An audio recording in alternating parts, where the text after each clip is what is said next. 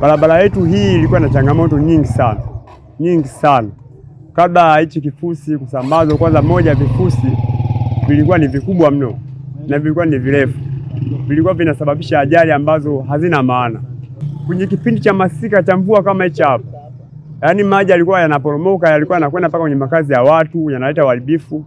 Hata miundombinu sisi wenyewe tulikuwa tuione vizuri, hivyo ajali zilikuwa zinaongezeka. Namshukuru sana mbunge wa jimbo la Nyamagana kwa ziara hii aliyoifanya, maana tumeona matunda yake.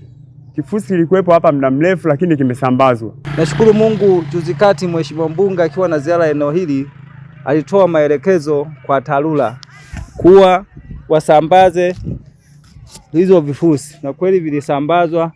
Tunapita sasa hivi kwa amani, hakuna msongamano tena kama uliokuwepo hapo zamani.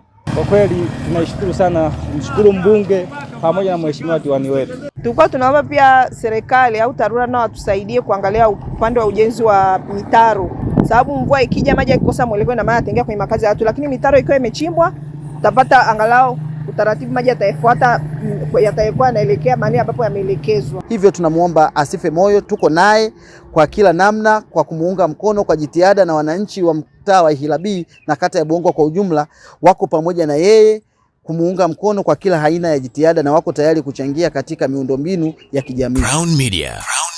Hapa ni nyumbani.